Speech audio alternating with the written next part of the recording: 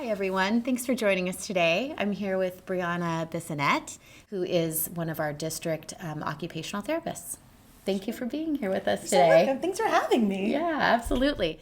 I know a lot of parents are familiar with what physical therapy is, or PT, but we may be less familiar with what occupational therapy is, or OT. Could you talk a little bit about that? Yeah, so OT, right, occupational therapy, is about supporting individuals that have difficulties in the activities of daily living. Basically, anything that you do that occupies your time, right? And so for us, it could be work, but also it's dressing, bathing, playing, all of those things. And for our tiny humans, a lot of it does focus on play. That is their primary occupation, and that is really how they're learning is through play. That's great. And I know as a teacher of littles, we would spend some of our time teaching to play and some of our time teaching to more traditionally academic things. But we also do talk about getting your shoes on and off and dealing with zippers and water bottles and all of those kind of skills as well. So you fall under a lot of that. Yeah. One way so in grad school, we used to talk about one of the differences, right, between OT and PT is that if PT helps you to learn to walk, per se, right? Then OT does everything that focuses on things that you do after you walk, right? So if PT is getting you to walk, where are you walking to? Are you walking to the kitchen? All right, we're going to help you learn to cook. We're going to help you work on your balance, all those things in there. You're going to walk to the bathroom, bathing, dressing, all of those skills. Yeah. So it's kind of, we are working in tandem, but we are different.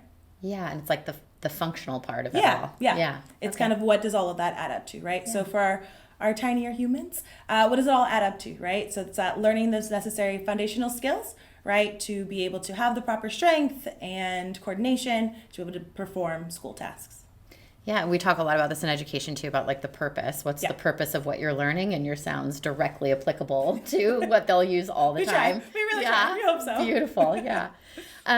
So you've worked with countless families and professionals, and I'm wondering if you have you've noticed any common misconceptions among either group for how young children learn? Yeah, there's a few. Something that we've really been targeting as an OT team. So I'm one of 3 OTs in the district. And so collectively, we've noticed that there's this misconception or this belief that hand over hand is really helpful. And so for those of you who don't know what it is, can I use your hand to show you?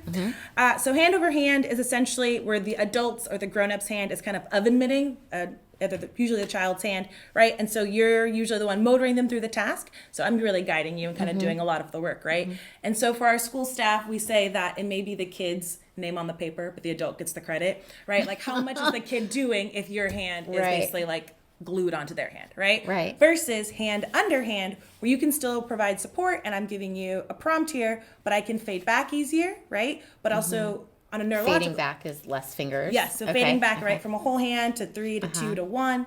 But even on like a neurological level, your hand-eye coordination is being more developed because you're seeing your hand do the activity versus my hand do it, right? But also, a lot of times when there's constantly being motor through the task, it's really hard, if ever, to learn the motor skill because you're learning to let another person guide your body versus you learn how to execute that function with your own body. Right. And a parent would use this if their child, for instance, doesn't want to write their name on the paper, or the parent is noticing the name is really illegible. Yeah. And so I think we find it a lot of times where it's one of 2 things. Either we're in a rush and we want to get it done quickly. Right. Or we wanted to make it look neater. Or you just, so it's honoring where the kid is at. And if it's messy, it's messy, and letting that be okay and supporting them in other ways versus kind of jumping in and always like motoring them through the task. Right. If that makes sense. Yeah, I think so. It's not something I've used before, but I've heard about it. Yeah. So yeah, that's helpful. As a kindergarten teacher, it connects, I think, to what you were just speaking about. When I would teach writing, I would notice that oftentimes the children they struggle with writing. Either they're resistant or they just are motivated but really having a hard time. Yeah. And I think there's quite a few reasons for why that might be, but one of them that I really noticed was hand strength. Yeah. Like they either had a really hard time holding the pencil or crayon or whatever it was, they had a hard time manipulating and coordinating the movement. Yeah. So I'm wondering if you could speak to that. Yeah. So I think in some ways that it's a misconception about what is age appropriate. Because, I think it's pretty typical and like age appropriate for tiny humans to still figure out and develop that hand preference around 4 or so, 4.5, maybe even up to 5. And so by the time they get to kindergarten, they may have just figured out that they're right hand dominant. So even just having a consistent hand preference doesn't mean that hand now knows what to do and how to do all the school tasks, right? And so I think there's a lot of ways to support performing school tasks. And so I think if a kiddo's having a hard time writing, there's so many ways to get their ideas out that don't include paper and pencil. You can use Scrabble tiles, letters, stamps. They can build it with manipulatives, build it with blocks. There's so many ways for them to produce written work without it being paper and pencil, while we support in these other ways. Does that make sense? Absolutely. And the strength part of it could be, like, I've seen Play-Doh quite a bit in the classrooms. Do you have other suggestions for... So Play-Doh's great for a variety of reasons, right? That I think rolling it between your hands on the table builds up those arches which you need. Also the hand strengthening part of it. But even putty, different brands have different colors that associate with the levels of resistance. But in general, there's like the base level is usually really soft, really gooey. And then it kind of builds up to like a very, almost like kind of like a rock kind of. But if you buy one level and your kid kind of breezes through that, we like to hide treasure in it. So usually we had like little beads or like themed items inside, and they have to pull apart the putty to find the treasure. And so that's a really easy way for them to work on, and like kind of fun way too. And then if you're finding that your little human is open and getting through it really quickly, put the putty in the fridge, and it kind of hardens it that much more. And then it kind of gets it to the next level without you having to buy the next level right away. Yeah, that's a great suggestion. We do that all the time. We're like, let's just cool it down a little bit. Yeah. But even things, having your child participate in functional tasks, right? That I think we underestimate the learning that happens in day-to-day activities. So even having them Velcro and unvelcro their own shoes versus always having the grown-up do it for them. There's resistance there, and that can build strengthening. But also we want the activities to be play-based as much as possible, right? That I think if it feels like a grown-up task and it's this contrived mandate that no longer becomes fun, and then what tiny human wants to do anything like that? Yeah. So how much can we embed it into things we're already doing, right? That whether it's in a classroom, even at home, can we do animal walks? Can we bear walk to different locations? Can we crab walk to different locations? Right? Really getting that pressure and that weight in the hands, strengthening the hands that way, because when the hands, right, become part of your weight bearing versus just like your feet, per se, if you were standing. And then having as many climbing structures as possible. If they can get to a playground, doing kind of like monkey bar hangs or little baby rock walls, any of those little strategies, right? Just reinforce those muscles and that coordination, but also it's really fun. And it's not grown up making you do something that's not fun. Right. I just recently heard something I shared in one of the teacher trainings about how adults see the world in nouns. So if we walk into a forest, we see trees, creek, animals. But when a child walks into a forest, they see verbs. So they see running, jumping, splashing. Oh, for sure.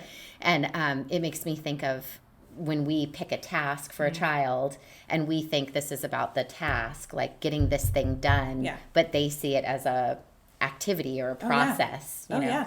You and I had talked about another way for developing hand strength that's more play and fun is scissors. And I know scissors can often turn fun when other things get involved other than paper. Like not hair, not right, not exactly. Clothes, but if you have any suggestions for scissors, if a parent's noticing that hand strength is not quite there yet, but their child's ready for the skill, just not so they may easily. not be. So, right, because I think there's a lot of mechanics that go into using scissors. It seems really simple, and you're like, why can't you just cut? But there's actually a lot that goes into it.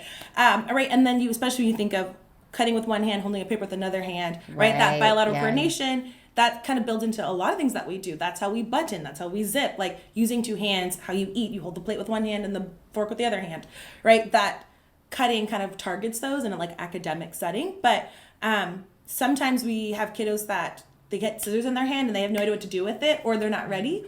So ways that we kind of build up to that is using tongs and tweezers and clothespins, right? Like having different tongs have different levels of resistance, similar to the putty. It's something as simple as a water bottle, getting some cotton balls, and now you made a snowman. We're gonna pick up a tongue or a clothespin of a cotton ball and put in the water bottle. And so that's a fun activity, but even that is working on the similar muscles, similar hands motions that you're using to work with cutting. And so, especially with scissors, right? I think we kind of all know what scissors look like, the standard scissors. But this is a certain pair that we really like because here there's a little green arrow. And so these allow it to kind of have a spring-loaded feature. So the scissors kind of bounce back for you. So it kind of helps the open and close versus if you click it all the way to the side. Now I'm doing the full motion. Oh, that's great. Right? Yeah. Similarly, these are called small loop scissors. And so this way you just start focusing on opening and closing, and there's no necessarily like finger placement, right? Versus the standard scissors, like thumb goes on top and there's a whole wrist position. This one, you can do a whole-handed squeeze and still get the job done and learn that coordination of open and closing. Yeah, fantastic. And then we were talking about hand over hand earlier. So these are called dual control scissors. And so can I have your hands? Yeah. Can you use your right hand? Yeah, you're going to stick your thumb in here and then like you're going to cut. And then I can come behind you and together we can cut. Oh, wow. So this is really great for safety. If you're not hands out there yet. Right, but also some of my humans, we've worked with this even in our school settings, is that we start to fade back, right? That initially I may be doing more of the opening and closing, then I start fading, and then they're doing more of the opening and closing. And when you have some kids that I don't even put my fingers in anymore, and they're simply using them by themselves. But this is a way where they can have adult support without me admitting their hand and making them open and close. Does that make sense? Right, yeah.